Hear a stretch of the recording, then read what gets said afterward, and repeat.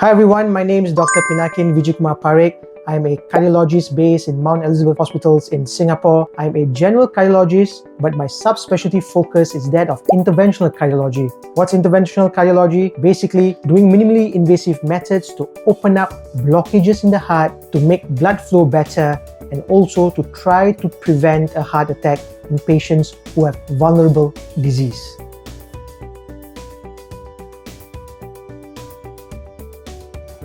Misconceptions and myths are something which I try to address in my daily practice. Number one, I'm young, I will never get heart disease. A lot of people have the misconception that it only happens in the elderly, but our times have changed and I've seen as a heart doctor, younger and younger patients get it. Number two, I don't have symptoms, I feel well, it is silent.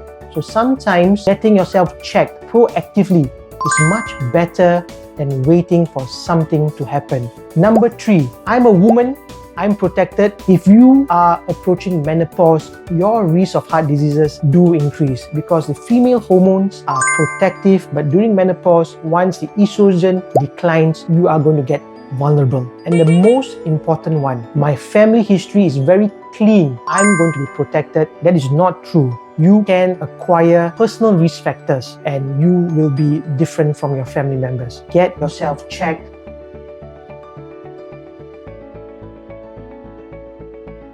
The ECG as well as the treadmill are very good entry-level tests to give you some idea about the heart. The ECG, as you know, gives you some electrical data with regards to the heart rhythm, and the treadmill will make you run, we increase the demand, and we look for supply abnormalities by looking at abnormal ECGs. The treadmill only gives you the analysis of blockages which are more than 70%. But if a patient asks me, doctor, do I have something lesser? Do I have 20, 30, 40%? You can't get this off a treadmill. And that's why in some scenarios, we go one step further. We use a dye-based test to reconstruct images of the heart, particularly the blood supply of the heart called coronary arteries. And this allows us to look at all ranges of blockages. There are more than 70% that the treadmill can detect, even the minor things which are important to analyze for some patients, especially if they have some cardiovascular risk factors and they're deciding whether they should be on medications or not.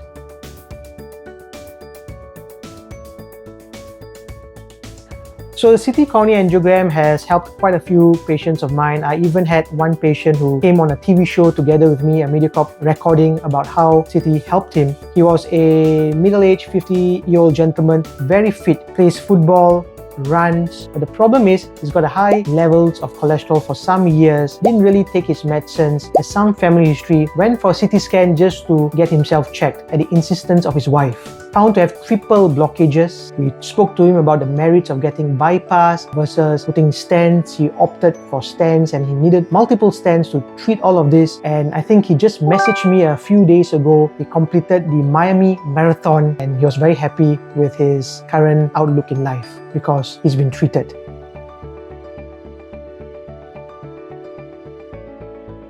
Pain.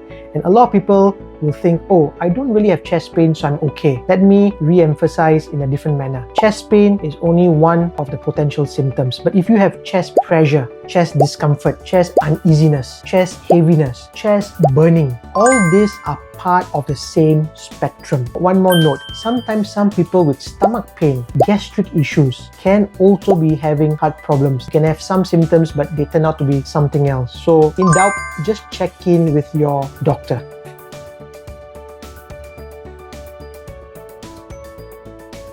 A CT coronary angiogram can show blockages of varying degrees. So if the blockage is mild or moderate, most of the time, medicines are enough. Mild, moderate medications, they help prevent progression, they help prevent a sudden rupture of the plaque by stabilizing the plaque. If the blockage is severe, yes, then you might need an angiogram by putting a tube directly into the heart, shooting dye inside the arteries, looking them on a screen, and then deciding whether you need some other advanced technologies. So a discussion needs to happen.